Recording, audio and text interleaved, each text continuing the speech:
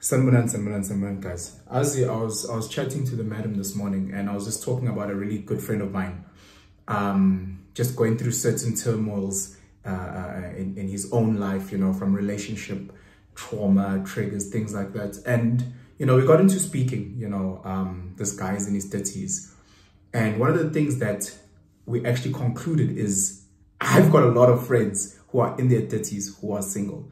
You know, it's a topic that I haven't really spoken about. I haven't spoken about guys or ladies in their 30s that are single. You know, there is a heck of a lot of them, you know, middle class, upper middle class, and labantu abajoli. Some don't have kids, some do have kids. Some come from being married and now divorced, Samaritan soldier. But there's a whole group of people in their 30s that are single and are not looking to date at all. You know, I've done a lot of videos that speak to young men, you know, guys in their early 20s, just around the dynamics of relationships. And I've gotten a lot of DMs again, just around what you need to do to prepare yourself for relationships, or the expectations of relationships, or just challenges that young guys face, and why many of them also choose to not be in relationships, you know. So I've spoken a lot to that, but I've never really spoken about guys in their 30s. I've got a lot of quality friends. I've got a lot of trash friends. I've got a lot of shit, fucking useless friends. But I've also got a lot of like really quality treasured guys in my life. And I'm thinking, Guti, why are they single? And we've had these conversations over and over and over again. And for the most part, many of them have been hurt.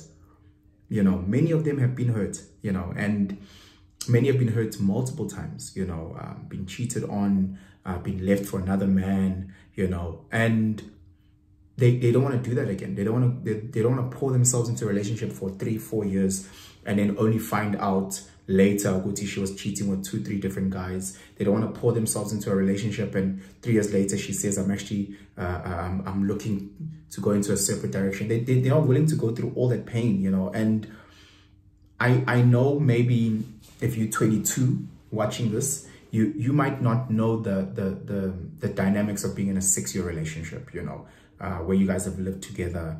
You guys were planning your wedding. You guys were planning the kids, what school to take your kids to. And then all of a sudden, boom, that whole picture, you know, is destroyed because of infidelity and cheating. And guys, I'm not saying Guti sisters don't experience the same thing. That's not what I'm saying. I was just talking from my friends, you know, guys that they got into relationships in their mid-20s, you know, and she does 31 and finds out Guti, this girl has been cheating and she's cheated multiple times. Like everything that he had planned, everything that he had thought, you know, the trust, the loyalty, everything in his mind about the relationship just crumbles. It crumbles and falls. Guys, we need to understand, men lie, women lie. Men cheat, women cheat. Growing up, there's this whole narrative around how men cheat all the time, almost to an extent where it came across, at least for me, when I was younger, like women don't cheat as much, you know. I've always thought that. But as I've grown up and as I've spoken to people and I've found out in realized life, yo guys, women cheat fucked up, you know. In my experience, women cheat exactly the same as men. You know, I've also watched the same reels and the same psychologists that say women cheat more, you know. So there's a lot of people that say women cheat way more than men. They're just better at hiding it. And they're just better with, you know, the day-to-day. Whereas Tina Machita, you know, Tina, we cheat and we clumsy, you know. Guys don't mind coming back home late, but like his hair is wet because he had showered and he smells like soap. Obviously, madam's going to be like, hey, were you at gym? Where do you come from? Why do you smell fresh? After wabuya endlini ngo-6 enuka fresh. Tina, because of guys, we're so clumsy. Your girl can leave in the morning in a dress, come back in the afternoon wearing jeans, and you wouldn't pick it up. You'd be like, you know. So there's so many of these cases that I've heard, you know, and it breaks me, you know. Guys do not handle cheating the way that females do. And I know a lot of sisters will say, well, you guys have cheated on us, so you get over it. It's not the same, guys. Like, it really is not the same. You know, the way that men handle cheating versus females is not the same. It's like if I were to give you an extreme example, and I'm going to give you a very toxic example. In a relationship, it's not the same when a man slaps a woman versus when a woman slaps the man. It's not the same. It's not the same. Forget he's stronger, he's bigger. No, no, no. Let's say you guys are exerting the exact amount of force on the other's cheek. Let's just say you could measure it. But it's not the same. The reason why it's not the same is because Usisi sees her man as her provider and most importantly her protector. So when your protector is the one who's beating on you, that's not just a physical pain, but there's a psychological and emotional pain as well that's associated with when a man in a relationship hits the woman. The other is not, the opposite is not true. Men don't see their partners or the woman in their life, they don't see them as a protector of my physical being. We don't. We really don't.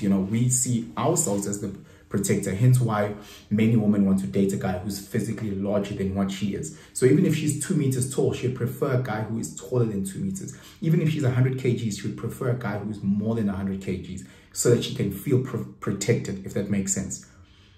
Now, when it comes to men, Tina, we grew up putting women on a pedestal. That's what we did. We saw our powerful moms do the most incredible things, and we saw women as the moral compass. It was our mothers and our grandmothers that took us to church, not our fathers, generally speaking.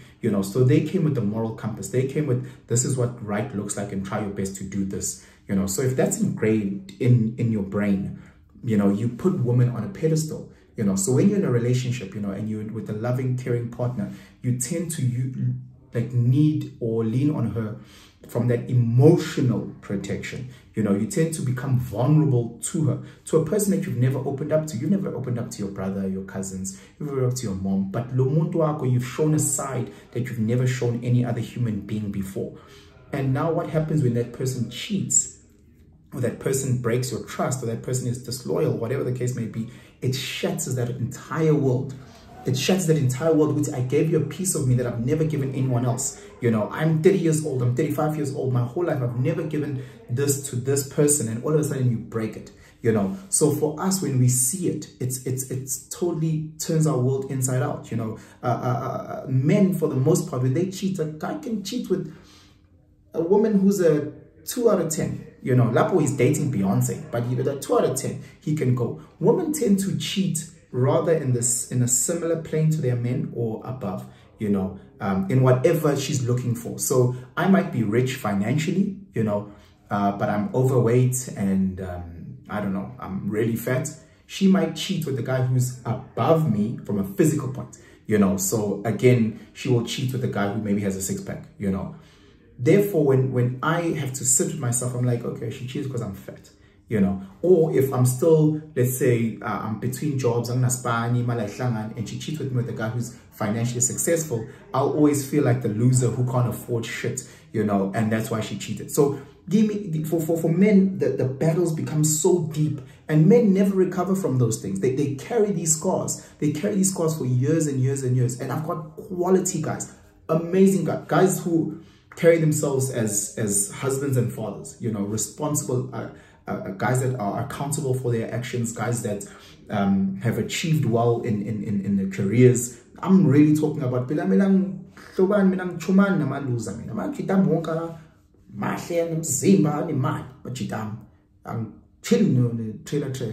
so, but now they're single out of fear. Everyone has fear. Don't act like you're not scared. Everyone has fear. I have sisters that I know, through work, through business, whatever the case is, who are also in their mid-30s, who are in the exact same boat, who've been hurt, who've been cheated on, and they say, nah, I'm good, because they're also fearful of pouring themselves. These are sisters who are property owners, who drive German cars, who make real high salaries, who are senior, and they go, nah, I'm good. I'm not talking about I'm a feminist. No, I'm talking about quality sisters. And I always say, hey, Aziz, as I've got a guy, I could link. They're like, nah, nope. And it's a real thing. It's a real thing. And a lot of these guys that I know, they're fearful that they're going to now have to date. Because now these guys are in their mid-30s, let's say 37 or whatever, 36. A guy's scared that if he finds a 34-year-old lady that he really likes, he's scared that he's going to find an ex-hoe, a retired slave queen. He's scared of that. He doesn't want that embarrassment of taking his girl and walking to a pub at, I don't know, 86 or Tiger's Milk, and as they walk in, every guy stands up, hey, Palesa. and hugs and kisses on the cheek because she's been run through by these guys, you know, back in her UJ days, you know. He doesn't want that, you know. He doesn't want that embarrassment where the person, the treasure that he thinks is his, you know, this scarce resource that is mine, everybody's done that, you know. So don't come to us with Blackberry. Blackberry, boy. Just because it's 2024 and you're the only one that's carrying that Blackberry. We had that Blackberry bold back in the day. We used and abused that Blackberry as a phone. We know the ups, the downs, the ins, the outs. So we must with Blackberry, and he's like, shit. So everybody's had this Blackberry. Yeah, nothing to write home about. Yeah, maybe she's more mature mentally. Maybe she's got more financial. Maybe she's calmer emotionally. But we weren't there for that. We were just there for that BBM. That's it. You know, and it breaks men, and it really breaks men. And I know a lot of sisters that also don't want to date ex-fuckboys, you know, because they're now sitting in a space where maybe he might go back, you know, and become that fuckboy, you know. This guy has lived a life where every single weekend he's had different girls come in and out of his apartment, Now, will he be able to stay loyal to me? You know, will he be able to listen, calm down, manage, and build? You know, so there's all those pressures where sisters are like, nah, I don't want a guy. I don't want a guy or pencil who's got 3 kids. You know, sister's 34. She's got a great job. She's she's focused. Now she has to deal with Penson, his 3 kids, and potential baby mama drama.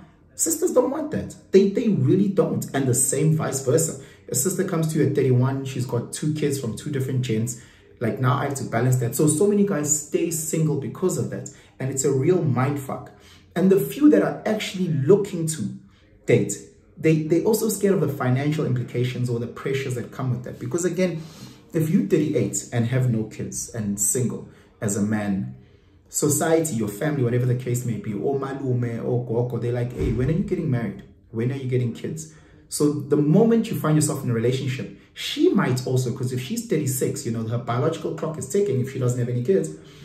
Excuse me. So now she'll come to you with the pressure for kids. You know, she might come through with the pressure for marriage and living together and all those things. And that can be overwhelming, you know. And if you are a middle class or upper middle class, you also want to tend to have and afford your family the same lifestyle. You know, so now there's certain schools that you need to think about. Certain, you know, I need to get a ring from Browns that costs X amounts of money. I need to get a different car. So I need to sell this car and get a bigger family car.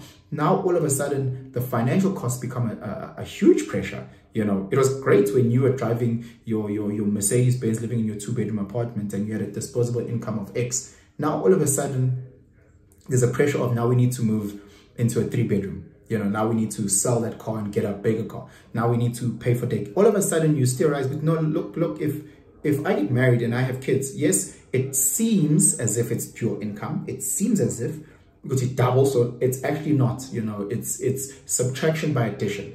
Men understand what I'm talking about.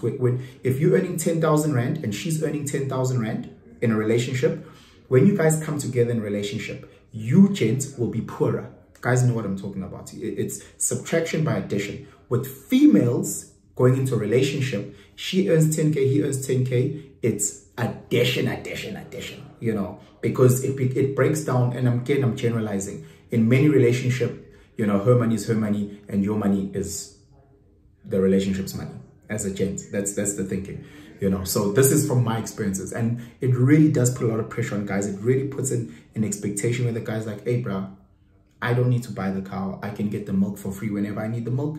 You know, if I feel like a home cooked meal, I can always say, hey, please can you pull through, I'll Uber you here, she'll come, she'll cook, you know, and then, you know, wake up in the morning, drop off at work, I go to work and it's done. So I can get all the pros or the pluses without having to commit to buying the cow, the cost of buying the cow, the cost of maintaining the cow. The cow's gonna shit all over my apartment. I have to clean it up. I need to, nah, that's too much work. Let me just go rent a cow, get the milk, pay for the milk. It's very affordable. Drink it when I need to drink it. When I don't need to drink it, it's cool. You know, so a lot of guys are seeing it like that. I don't know how our sisters seeing it in their mid-30s, because in their mid-30s, sisters tend to become more, they value themselves more in their mid-30s than they did in their earlier 20s. Sisters, you know what I'm talking about, you know, sisters that tend to be very promiscuous in their earlier 20s tend to be less promiscuous as they age. Sisters tend to value their body. Who has access to their body, who has access to their WhatsApps, who has access, they tend to value themselves a lot more as they age, you know. So I don't know if they tend to be as loose with accepting just any sort of dick that can come in and drill. So maybe they buy toys. I don't know. But anyway, it's a real thing. It's a real thing. If you're a sister in your 30s, if you're a guy in your 30s, if you know people that I'm talking about, please can you just comment and just tell me exactly their experiences, you know, or your experiences, and say, hey, what's the solution? What's the solution? Because again, you know, I've got great friends, male and female, and I'd love for them to together. Obviously, I don't know how they are in relationships. I don't know their affair-bearing past, and I wouldn't want to put my mates in any sort of a negative relationship. But at the same time, I wish for them to be happy, because I've seen the positives of a healthy relationship, a healthy mutual. I've got 3 kids that I love to absolute death, and I wish for them to have kids, you know, and I wish for them to experience those things that I experience on the daily, you know, watching my boys grow up, and hopefully with time maybe having more kids, you know. So all those type of things I wish for them as well. But it's very hard when Gents is 36, living alone, and he's been living alone for the past 5 years because he's got trauma of being cheated on, because he's been hurt, and he tried again and he got hurt again, and he's still holding on to the scars that he found out Uguti, this person that he loved beyond recognition, actually moved like this and moved like that, and now he's decided to take a step back. But anyway, just let me know what you think. Please comment, please share. Thank you to all the members, guys. It's still I'm in awe at the fact that Konabantu who are willing to take their hard-earned money and actually invest into this community. You could be doing anything with your money. It's your money. You work for it. You set up your alarm every morning. You get up, you push, you craft, and then you say, hey, let me give some to this little kid, you know. So I'm really in awe. I think we up to 8 members. Again, you know, having 1 is an absolute privilege, and having 8 is just ridiculous to me. But thank you. I hope we grow. As I said, I'm going to try some sort of WhatsApp group. I don't know how I'm going to get it right. I don't know how I can communicate directly to the actual paying members. But once it gets to a point where I have a method, then with the WhatsApp members, we'll definitely start a group where, not the WhatsApp members, with the channel members, we'll start a group where we get to really engage with one another, talk about topics, unpack topics, topic suggestions, and then that's where I'll get a lot of the topic suggestions from those members who are actually in who has the membership, and the rest of us, we can just engage via comments. But anyway, guys, if you haven't yet subscribed, please subscribe, hit that notification bell, and let's grow and let's learn together. Sure.